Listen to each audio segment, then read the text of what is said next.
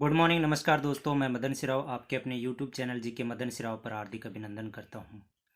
तो मेरे प्यारे दोस्तों, जैसा कि आप लोगों को पता है कि बीए पार्ट फर्स्ट के फर्स्ट जो सेमेस्टर प्रणाली है, जो अब की बार बीए में दो प्रणालियां शुरू कर दी गई है, सेमेस्टर वाइज पेपर शुरू कर दिए गए हैं।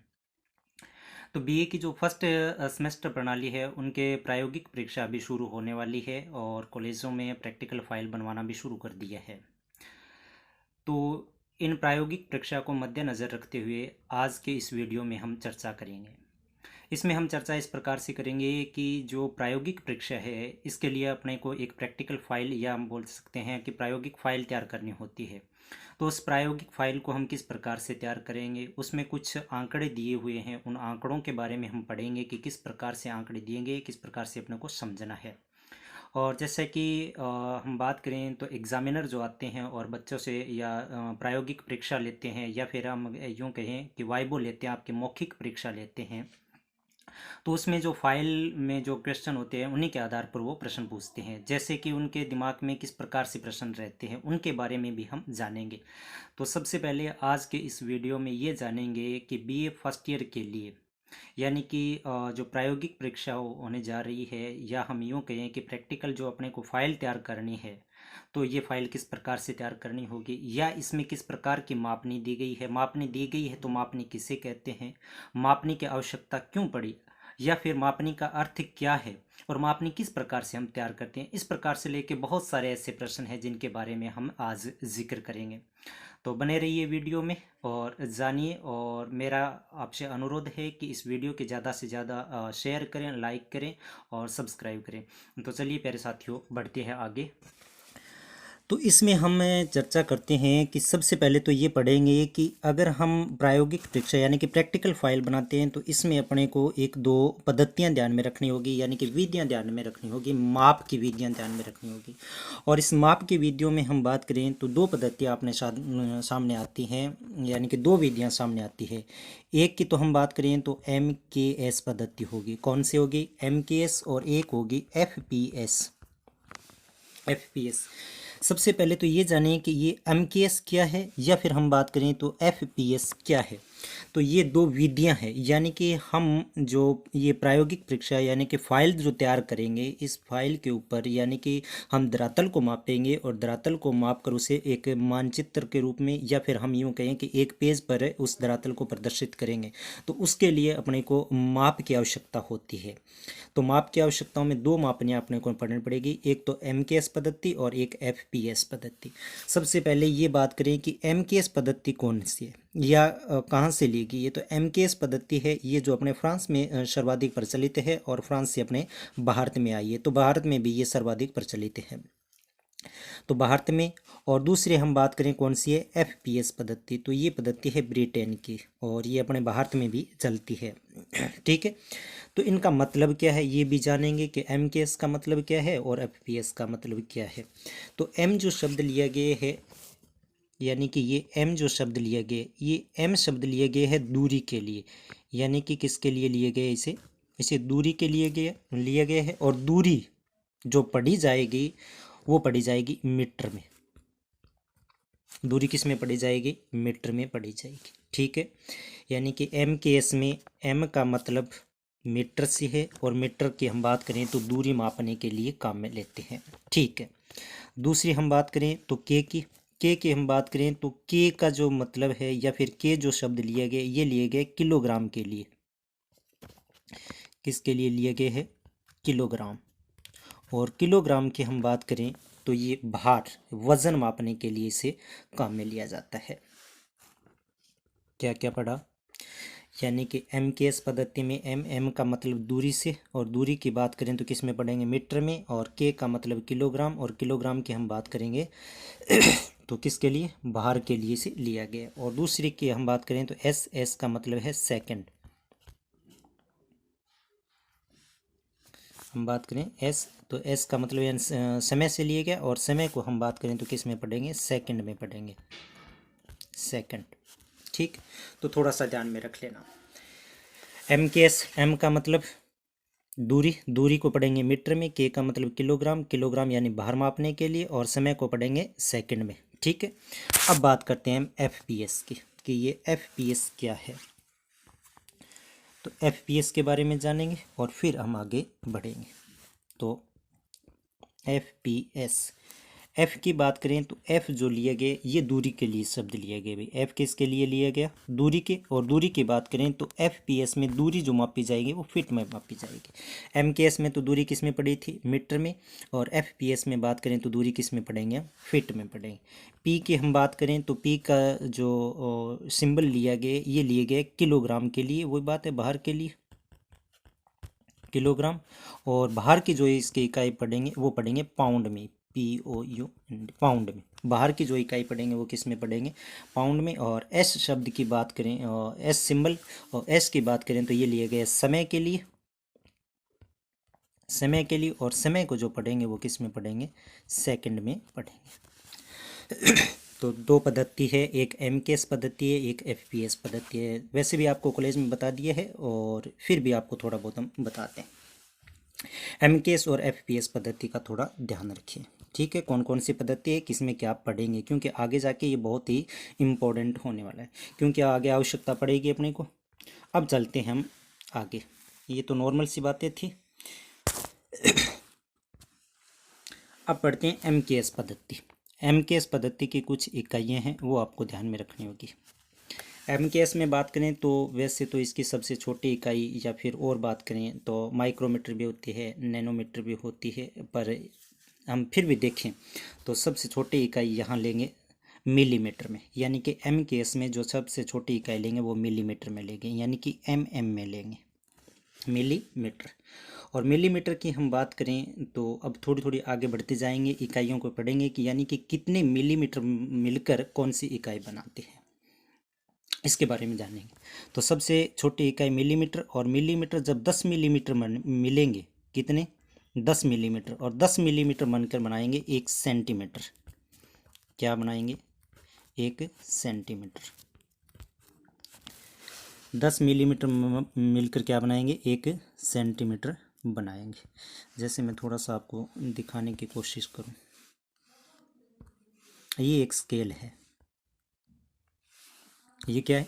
एक स्केल है। और इस स्केल में हम देखें तो ऊपर का जो भाग है ये वाला, ये ऊपर का भाग है ये सेंटीमीटर है, और नीचे का ये जो भाग है ये इंच है।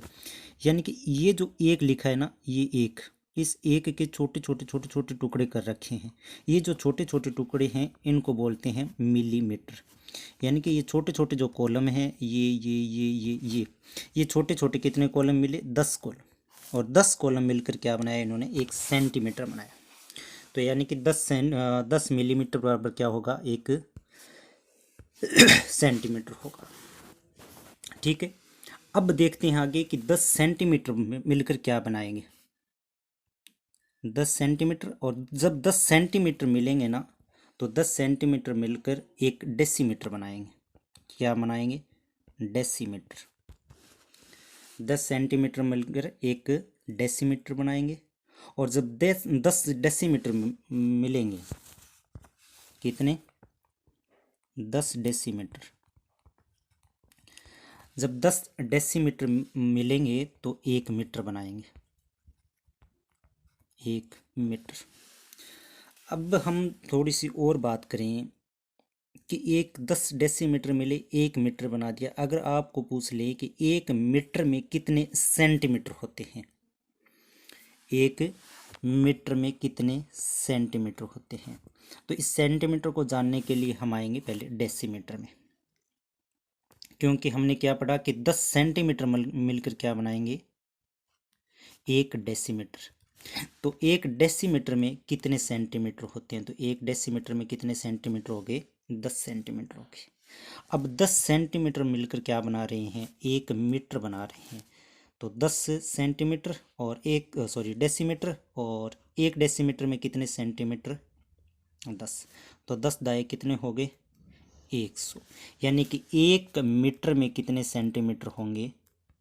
100 सेंटीमीटर होगी। इस बात का आप ध्यान रखें, एग्जामिनर आपसे यही प्रश्न पूछेंगे कि 1 मीटर में कितने सेंटीमीटर होते हैं, या 10 डेसीमीटर मिलकर क्या बनाते हैं, 1 मीटर बनाते हैं। और जब 10 मीटर मिल जाएंगे तो फिर क्या बनाएंगे, कितने मीटर, 10 मीटर।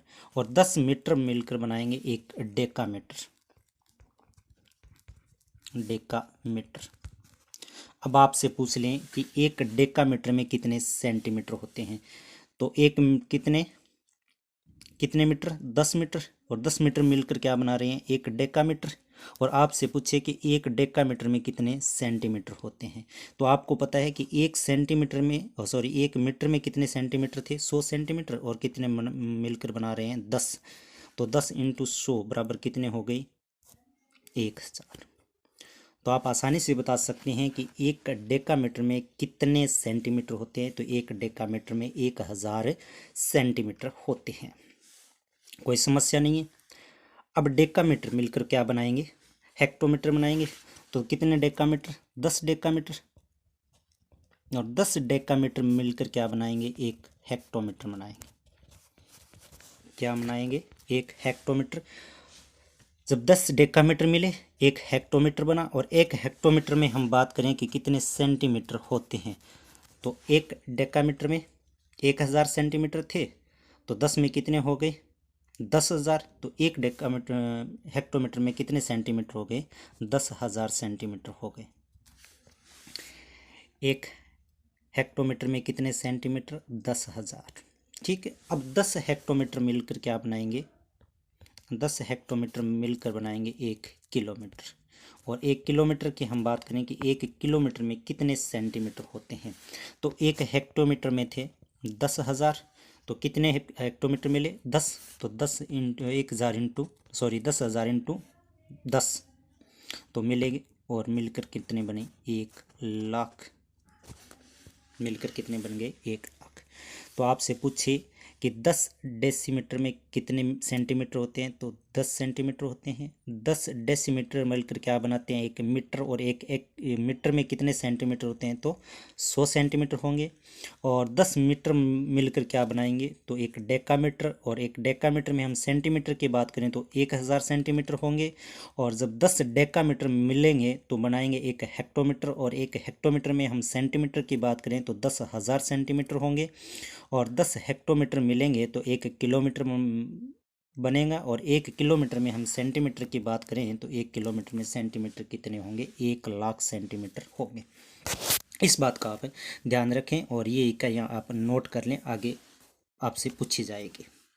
इसके बाद में अपने पास एक पद्धति थी, वो थी FPS पद्धति। FPS पद्धति, F का मतलब दूरी से, दूरी को हमने पढ़ा था फिट में। तो FPS पद्धति में हम सबसे छोटी इकाई की बात करें तो सबसे छोटी इकाई रहती है इंच की, इंच। और इंच की बात करें तो 1 इंच। और 1 इंच में कितने सेंटीमीटर होते हैं इसका भी ध्यान रखें, तो 1 इंच में 2.54 सेंटीमीटर होते हैं। ठीक है। इसके बाद में हम देखें तो 12 इंच मिलेंगे। 1 इंच में कितने सेंटीमीटर, 2.54 सेंटीमीटर। इसके बाद में 12 इंच, और 12 इंच मिलकर बनाएंगे 1 फीट। 12 इंच मिलकर क्या बनाएंगे, 1 फीट बनाएंगे। इसके बाद में हम देखें तो 3 फीट मिलकर 1 गज बनाएंगे। कितने फीट, 3 फीट। और 3 फीट मिलकर क्या बनाएंगे, 1 गज बनाएंगे। अब आपसे एग्जाम में पूछा जा सकता है कि 1 फीट में कितने इंच होते हैं, तो 1 फीट में कितने इंच होते हैं, 12 इंच होते हैं। कोई समस्या नहीं है। अच्छा, फिर कितने फीट मिले, 3 फीट मिले। और 3 फीट मिलकर क्या बनाया, 1 गज बनाया। तो हो सकता है आपको पूछ ले कि 1 गज में कितने इंच होते हैं, तो 1 फीट में 12 इंच, तो 1 गज में कितने फीट, 3 फीट। और 1 फीट में कितने इंच, 12, तो 12 इंटू 3, 12 3 कितने हो गए, 36। तो 1 गज में कितने इंच होते हैं, तो 1 गज में 36 गज, सॉरी इंच होते हैं। 1 गज में कितने इंच, 36 इंच होते हैं। आगे हम बात करें तो ऐसे 220 गज मिलेंगे। कितने गज, 220। और 220 गज मिलकर क्या बनाएंगे, 1 फरलांग बनाएंगे।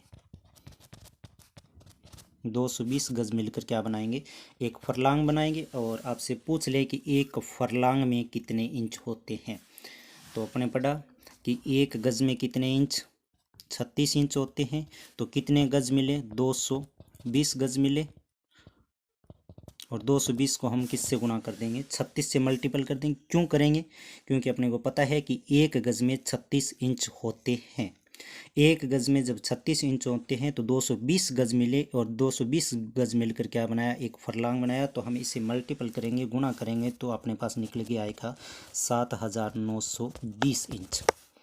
तो आपसे पूछ लें कि एक फरलांग में कितने इंच होते हैं, तो एक फरलांग में इंच होते हैं 7920 इंच होते हैं। कोई समस्या नहीं है। अब फरलांग, कितने फरलांग, 8 फरलांग मिलेंगे, और 8 फरलांग मिलकर बनाएंगे एक मील। 8 फरलांग मिलकर क्या बनाएंगे, एक मील बनाएंगे। और ये प्रश्न रहता है आगे कि एक मील में कितने इंच होते हैं। तो अपने पढ़ा कि एक फरलांग में कितने थे, 7920। तो कितने फरलांग मिले, 8। तो हम 8 से इससे क्या कर देंगे, गुणा करेंगे, और गुणा करेंगे तो ये आएगा 63,360 इंच। तो एक मील में कितने इंच होते हैं, 63,360। ध्यान में रहेगा। FPS में पद्धति में सबसे छोटी इकाई इंच में लेंगे। एक इंच में कितने सेंटीमीटर होते हैं, 2.54 सेंटीमीटर होते हैं। इसके बाद में 12 इंच मिलकर बनाएंगे एक फीट। फिर 3 फीट मिलेंगे, 3 फीट मिलकर बनाए एक गज। एक गज में कितने इंच, 36 इंच, क्योंकि एक फीट में 12 इंच, तो 3 फीट का बना एक गज, तो 12 तिये 36, तो कितने इंच आ गए, 36 इंच। फिर गज मिलकर बनाएंगे फरलांग, कितने गज, 220 जब गज मिलेंगे तो दूरी मापी जाएगी एक फरलांग में। और एक फरलांग में कितने इंच आएंगे, तो 7920 इंच। क्यों, क्योंकि एक गज में जब 36 इंच होते हैं तो 220 इंटू 36, तो अपने पास जो निकल के आएगा वो आएगा 7920। आगे हम बात करें कि ऐसे कितने फरलांग मिले, 8 फरलांग मिले। और 8 फरलांग मिलकर क्या बनाया, एक मील। और एक मील में इंचों की हम बात करें तो एक मील में इंच आ गई 63,360 इंच। ये थोड़ी सी मापने ये इकाइयाँ हैं, थोड़ी सी आप पढ़ लेना, इसको थोड़ा ध्यान में रखना। और इसके बाद में हम बात करें तो आगे बढ़ते हैं और मापने की बात करें। अब हम बात करें तो सबसे पहले आएगी मापनी। मापनी की हम बात करें कि मापनी क्या है या फिर मापनी किसे कहते हैं। तो अक्सर एग्जामिनर जो आते हैं वो यही प्रश्न सबसे पहले पूछते हैं कि मापनी की हम बात करें तो मानचित्र पर दो बिंदुओं के बीच की दूरी, किस पर, मानचित्र पर दो बिंदुओं के बीच की दूरी तथा धरातल पर उन्हीं दो बिंदुओं के बीच की दूरी, धरातल पर उन्हीं दो बिंदुओं के बीच की दूरी। इन दूरी को किस नाम से जानेंगे हम, मापनी के नाम से जानते हैं। मापनी यानी कि मानचित्र पर दो बिंदुओं के बीच की दूरी, धरातल पर उन्हीं दो बिंदुओं के बीच की दूरी को किस नाम से जानते हैं, मापनी के नाम से जानते हैं। जैसे मैं थोड़ा सा बताऊंगा आपको, ये एक खेल का मैदान है। ये क्या है, एक खेल का मैदान है। इसकी दूरी की बात करें, इसकी लंबाई की बात करें तो 20 मीटर है, और इसकी चौड़ाई की बात करें तो 15 मीटर है। लंबाई 20, चौड़ाई इसकी कितनी है, ठीक है। अब इसको एक पेज पर प्रदर्शित करना है अपने को, यानी कि ये एक पेज है। अब इस पेज पे इसका चित्र बनाना है। तो ये बिंदु ए है और ये बिंदु बी है, यानी कि ये जो दूरी है ये धरातल की है, और धरातल पर ये दूरी कितनी है, 20 मीटर की है। जब अपने इस मैदान को हम मानचित्र या फिर हम पेज पर हम प्रदर्शित करेंगे तो इसके लिए अपने को एक पैमाना, एक मापनी दी जाएगी। और मापनी में लिखा होगा कि 1 अनुपात, मान लेते हैं कि 100 लिख दिया। कितना लिख दिया, 100, 1 अनुपात 100। तो अपने को ये ध्यान में रखना है कि मानचित्र पर दो बिंदुओं के बीच की दूरी तथा उन्हीं दो बिंदुओं के बीच की दूरी का अनुपात ही किस नाम से जाना जाता है, मापन। ये जो एक दिया है इस एक की हम बात करें तो ये किसको प्रदर्शित कर रहा है, यानी ये मानचित्र की दूरी को प्रदर्शित कर रहा है कि मानचित्र पर 1 सेंटीमीटर, और बराबर हम बात करें आगे जो 100 दे रखा है ये किसको प्रदर्शित करेगा, ये करेगा धरातल पर। यानी कि मानचित्र पर हम 1 सेंटीमीटर की रेखा खींचेंगे तो धरातल पर हम कितने सेंटीमीटर बढ़ जाएंगे, 100 सेंटीमीटर बढ़ जाएंगे। और 100 सेंटीमीटर की हम बात करें तो 100 सेंटीमीटर कितने मीटर में होते हैं, तो ये भी हमने पढ़ा था कि 100 सेंटीमीटर होते हैं वो कितने में होते हैं, 1 मीटर में होते हैं। तो इस प्रकार से हम इस पेज के ऊपर कितने सेंटीमीटर की रेखा खींचेंगे, इस पर हम 20 सेंटीमीटर की रेखा खींचेंगे। अच्छा 20 की क्यों खींचेंगे, क्योंकि 1 सेंटीमीटर प्रदर्शित किसे कर रहा है, 1 किलोमीटर को प्रदर्शित कर रहा है। जब हम पेज पर 20 सेंटीमीटर की रेखा बनाएंगे तो 20 सेंटीमीटर कितने को प्रदर्शित करेगा, 20 मीटर को। तो ये जो रेखा खींची अपने, ये जो अपने रेखा खींची, 1 मिनट, ये जो अपने रेखा खींची मान लेते हैं ये कितने सेंटीमीटर की खींची, ये 20 सेंटीमीटर की रेखा खींचती है। ठीक है, इसके बाद में ये 15 मीटर है, चौड़ा कितना है 15 मीटर, तो ये लो ऊपर की ओर हम कितने 15 सेंटीमीटर, क्योंकि ये 15 मीटर है तो हम कितने की रेखा खींचेंगे, 15 सेंटीमीटर की खींचेंगे। और 1 सेंटीमीटर 1 मीटर को प्रदर्शित कर रहा है तो 15 सेंटीमीटर कितने को करेगा, 15 मीटर को प्रदर्शित करेगा। और इस प्रकार से ये अपना जो खेल का मैदान है ये अपने एक पेज पर तैयार हो गया है। ठीक है, इस प्रकार से अपना को ये अनुपात दिया रहेगा। तो मापनी की हम बात करें, मापनी किसे कहते हैं, तो मानचित्र पर दो बिंदुओं के मध्य की दूरी तथा धरातल पर उन्हीं दो बिंदुओं के मध्य की दूरी के अनुपात को किस नाम से जानते हैं, मापनी के नाम से जानते हैं। और इसका एक छोटा सा उदाहरण आपको मैंने बताया भी है। आगे चलते हैं, तो मापनी की हम बात करें कि मापनी कितने प्रकार की होती है, तो या फिर हम देखें कि मापनी की आवश्यकता क्यों पड़ी, भाई क्या कारण रहा होगा इस मापनी को पढ़ने के लिए, क्यों आवश्यकता होगी। तो देखिए ये एक अपने पास से पेज, और इन पेज के ऊपर ये ए बिंदु है और ये बी बिंदु है। ए से बी के बीच में एक रेखा खींची गई है।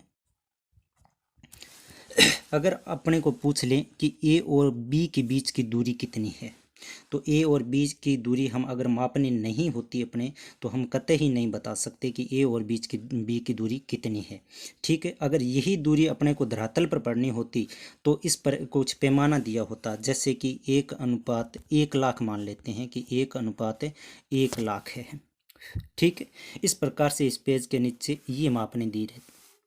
तो हम देखें कि एक एक क्या है, 1 सेंटीमीटर जो दूरी किसकी दर्शा रहा है, ये एक मानचित्र की दूरी दर्शा रहा है। और 1,00,000 की बात करें तो ये 1,00,000 है, ये क्या है, ये दूरी जो किसकी दिखा रहा है, तो ये दूरी है धरातल की, धरातल की। तो इस प्रकार से अपने को ध्यान में रखना होगा, क्योंकि मानचित्र पर यानी कि इस पेज पर हम 1 सेंटीमीटर बढ़ेंगे तो धरातल पर कितने बढ़ जाएंगे, 1,00,000 सेंटीमीटर बढ़ जाएंगे। और 1,00,000 सेंटीमीटर की हम बात करें तो 1,00,000 सेंटीमीटर कितने किलोमीटर में होते हैं, तो 1,00,000 सेंटीमीटर तो हमने पढ़ा कि 1 किलोमीटर में होते हैं। तो जो हम मानचित्र पर 1 सेंटीमीटर बढ़े तो धरातल पर कितने बढ़ गए, 1 किलोमीटर। इसी प्रकार से मान लेते हैं कि इस पेज वाली इस रेखा की जो दूरी की अपने पास दूरी आई 12 सेंटीमीटर, कितने सेंटीमीटर निकल के आई, 12 सेंटीमीटर ये दूरी निकल के आई। तो हम बता सकते हैं कि बिंदु ए और बी के बीच की जो दूरी है वो धरातल पर कितने किलोमीटर की है, तो ये दूरी धरातल पर 12 किलोमीटर की है। कितने किलोमीटर की, 12 किलोमीटर की। इस प्रकार कैसे पता चला, क्योंकि हमें इस मापनी से पता चला, इस यानी कि मानचित्र और धरातल के अनुपात से जो अपने को मापनी दी गई है इससे पता चला, क्योंकि 1 सेंटीमीटर प्रदर्शित कर रहा है मानचित्र पर और 1,00,000 प्रदर्शित कर रहा है धरातल पर। यानी कि मानचित्र पर 1 सेंटीमीटर बढ़ेंगे तो धरातल पर कितने सेंटीमीटर बढ़े, 1,00,000, और 1,00,000 में हम बात करें तो 1 किलोमीटर। हमने दूरी इसकी 12 सेंटीमीटर मानी तो हम कितने किलोमीटर बढ़ गए, 12 किलोमीटर। तो इस प्रकार से अपने इस मापनी की क्या हुई, आवश्यकता पड़ी। अब मापनी कितने प्रकार की होती है, तो मापनी की हम बात करें तो मापनी मूल रूप से 3 प्रकार की होती है भाई। एक तो होती है कथनात्मक मापनी,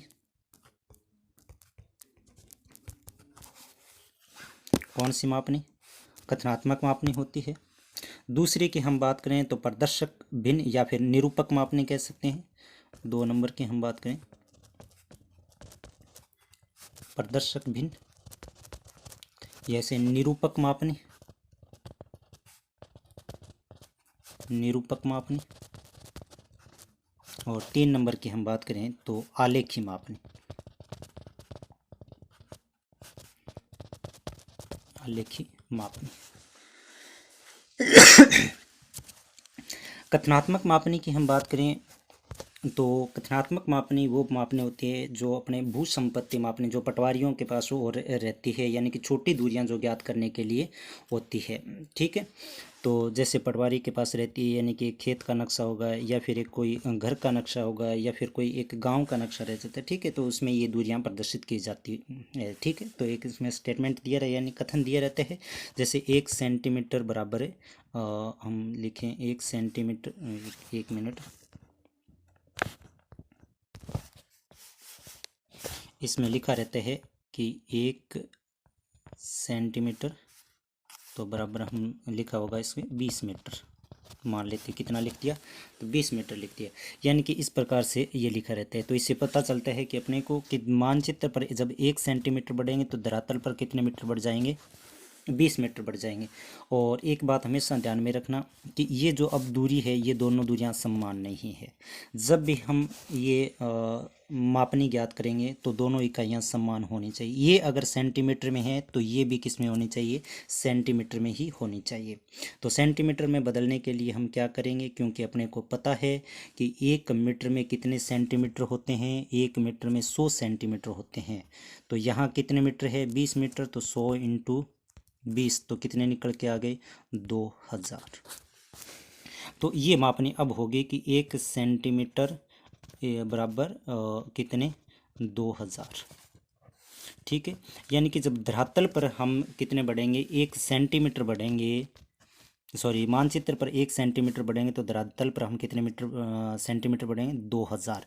अब से 1 सेंटीमीटर 2000 सेंटीमीटर कह दो या फिर 20 मीटर कह दो, बात बराबर है, एक ही है। तो इस प्रकार से एक कथनात्मक रहती है। दूसरी के हमने पढ़ा था, दूसरी कौन सी थी, प्रदर्शक या निरूपक। तो उसमें क्या है, अपने को दूरी दी होती है और नीचे इसका अनुपात दिया जाता है। जैसे मान लेते हैं कि ये एक बिंदु है और इस बिंदु से इस बिंदु के बीच की दूरी, यानी ये बिंदु ए है और ये बिंदु बी है, और इसका अपने RF दिया रहता है कि 1 अनुपात मान लेते हैं 3 लाख, 1 अनुपात 3 लाख। अब इसकी दूरी ज्ञात करनी है, ये निरूपक है, यानी कि अपने RF दिया रहता है। ठीक है, RF दिया रहता है, ये RF है, रिप्रेजेंटेटिव फ्रैक्शन। ठीक है, तो RF, तो इससे अपने को पता चलता है कि धरातल पर हम 1 सेंटीमीटर, सॉरी मानचित्र पर हम 1 सेंटीमीटर बढ़ेंगे तो धरातल पर कितने सेंटीमीटर बढ़ जाएंगे, 3 लाख सेंटीमीटर बढ़ जाएंगे। और इस बात का अपने को पता है कि 1 किलोमीटर में हम पढ़े तो कितने, 1 लाख सेंटीमीटर थे, तो यहाँ 3 दे रखा है तो कितने हो गए, 3 किलोमीटर हो गए। ठीक है, मान लिया कि A से B के बीच की दूरी अपने निकल गई 15 सेंटीमीटर। कितनी दूरी निकल गई, 15 सेंटीमीटर दूरी निकल गई। तो धरातल पर या फिर इन RF के अनुसार देखें तो मानचित्र पर कितनी, 1 सेंटीमीटर, तो मानचित्र की दूरी अपने पास कितनी निकल गई, 15 सेंटीमीटर। तो 15 और धरातल पर कितने बढ़ेंगे, 3 लाख सेंटीमीटर। 3 लाख बराबर कितने हो गए, 3 लाख सेंटीमीटर कह दो या 3 किलोमीटर कह दो। तो ये 15 सेंटीमीटर के, तो 15 इंटू हम कितने लिखेंगे, 3, और 15 तो ये कितने हो गए, 45। तो हम आराम से बता सकते हैं कि बिंदु ए से बिंदु बी के मध्य की जो दूरी है ये कितने किलोमीटर की है, 45 किलोमीटर की है। तो इस प्रकार से ये दूरी जो आई, ये कौन सी विधि है, जो ये कौन सी विधि है, प्रदर्शक बिन या निरूपक बिन कह सकते हैं, जिसमें अपने को RF दिया रहता है। और तीसरी विधि की हम बात करें तो तीसरी विधि जो आती है वो आती है आलेखी विधि। कौन सी विधि, आलेखी विधि। और इस आलेखी विधि में हम बात करें तो इसमें अपने को जो दूरी दी गई है या दूरी मापनी है, इसमें तो हम RF तो दिया ही रहता, RF तो दिया होगा, और इसके साथ साथ में अपने को एक मापनी भी बनानी होगी, क्योंकि इसका एक डायग्राम भी बनाना होगा। इसमें डायग्राम बनाने की आवश्यकता नहीं होती, और इसमें डायग्राम बनाना होगा, कौन सी का, आलेखी विधि का। तो अब हम पढ़ेंगे कौन सी विधि, आलेखी। और आलेखी में हम बात करें तो सिंपल स्केल यानी सरल मापनी।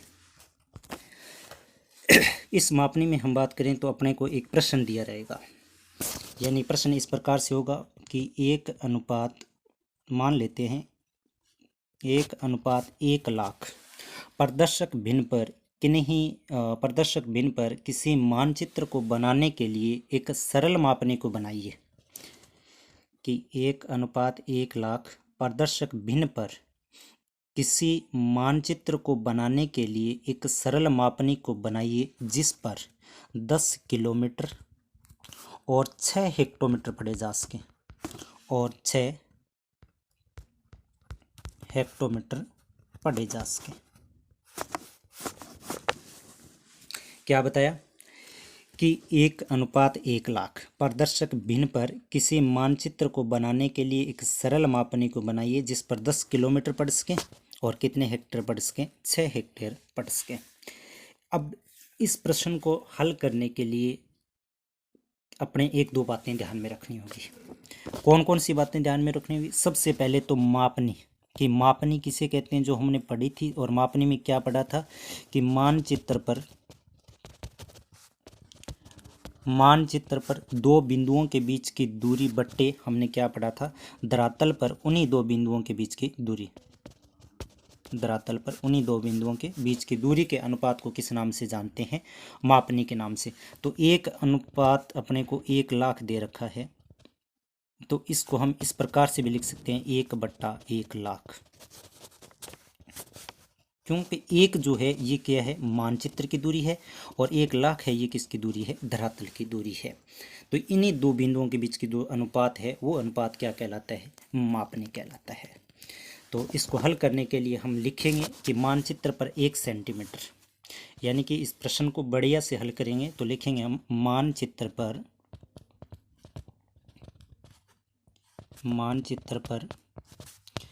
1 सेंटीमीटर, मानचित्र पर 1 सेंटीमीटर इक्वल धरातल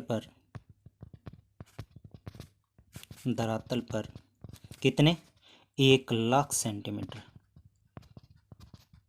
1 लाख सेंटीमीटर।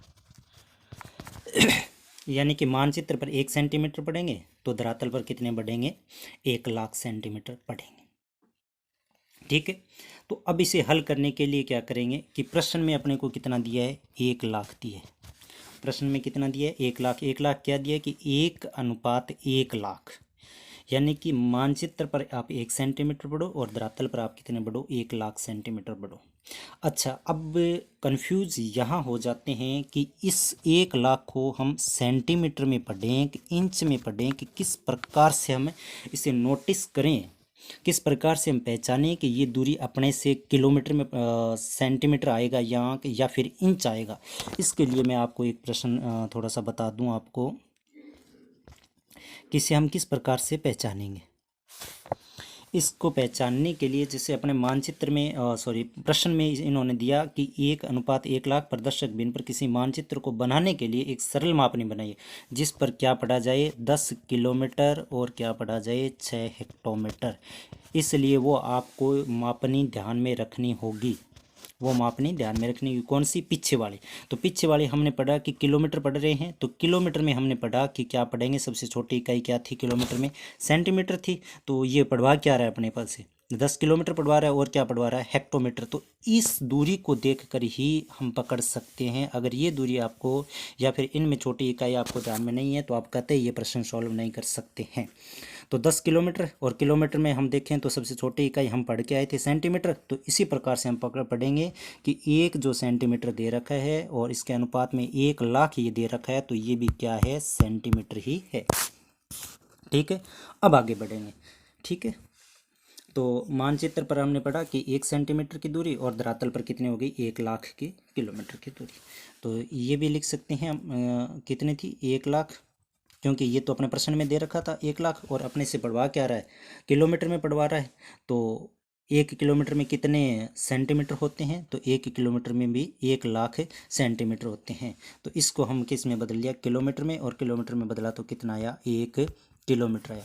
तो यूँ भी कह सकते हैं हम कि 1 सेंटीमीटर जो अपने दे रखा था तो वो कितना, 1 किलोमीटर, यानी कि 1 लाख सेंटीमीटर थे, और 1 लाख सेंटीमीटर किनको प्रदर्शित कर रहा है, 1 किलोमीटर को ही प्रदर्शित कर रहा है।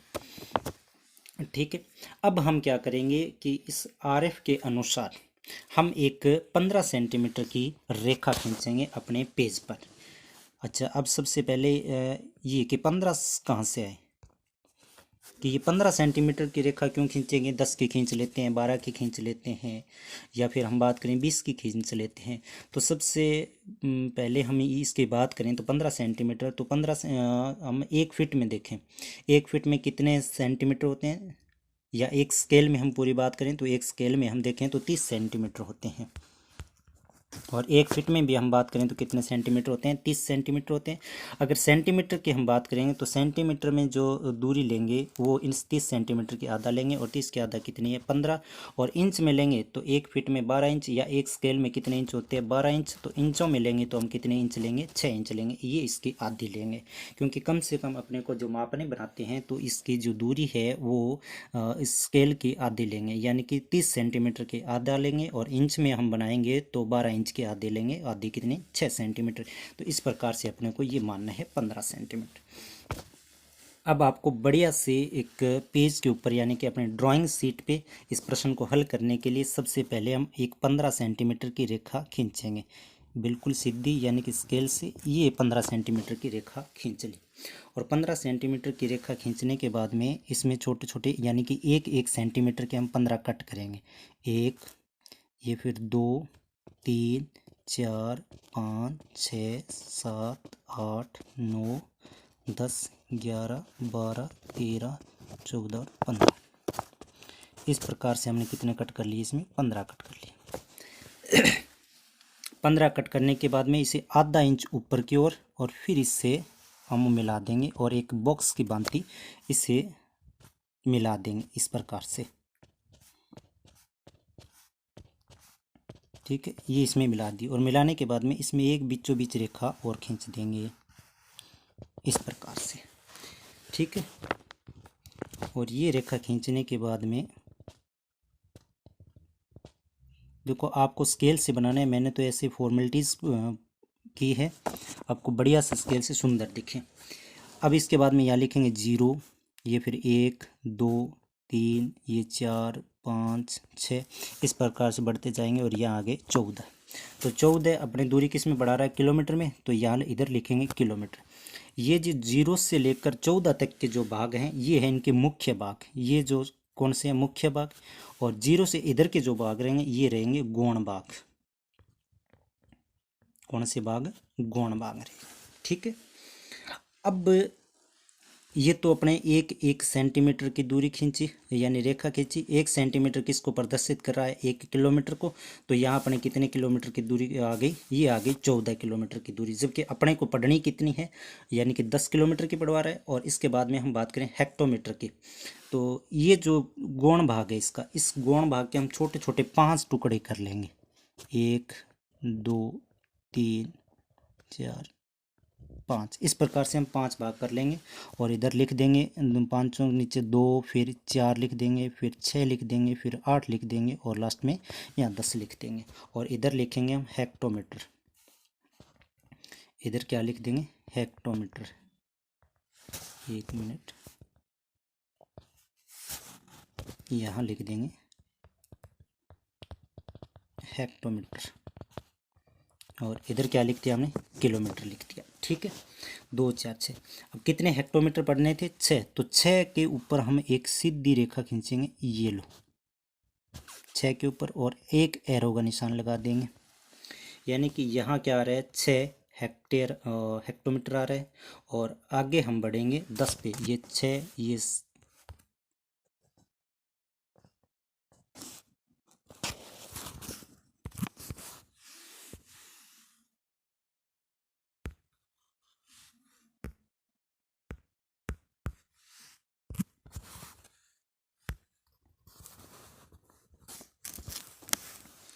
6, और ये हो गया 7, 8, 9, और ये 10। और 10 के ऊपर आगे हम एक एरो लगा देंगे, और इन दोनों रेखाओं को हम आपस में मिला देंगे, और यहाँ लिखेंगे 10 किलोमीटर, 6 हेक्टोमीटर, हेक्टोमीटर। और इसके नीचे लिख देंगे हम इसका अनुपात, यानी कि अपने को कौन सा अनुपात दिया था, तो 1:1,00,000। इस प्रकार से अपने को क्या बनानी है, एक मापनी बनानी है, ध्यान में रहेगा। बीए फर्स्ट ईयर के सभी जो प्रैक्टिकल फाइल है वो पूरी की पूरी हम यूट्यूब पे करवाने वाले हैं। आज का ये जो सेशन था शायद आपको कुछ बातें समझ में आई होगी और कुछ नहीं भी आई होगी। तो कल आज तो जो ये वीडियो है ऑन स्क्रीन है और कल हम इसे ब्लैक बोर्ड पे हमें वीडियो बनाएंगे और आपको अच्छे से समझ में आएगा। पूरी की पूरी मापनी हम आपको फिर से बढ़िया तरीके से हम समझाएंगे। तो अगर आपको ये वीडियो अच्छा लगा हो तो लाइक शेयर और सब्सक्राइब अवश्य करें। तब तक के लिए धन्यवाद।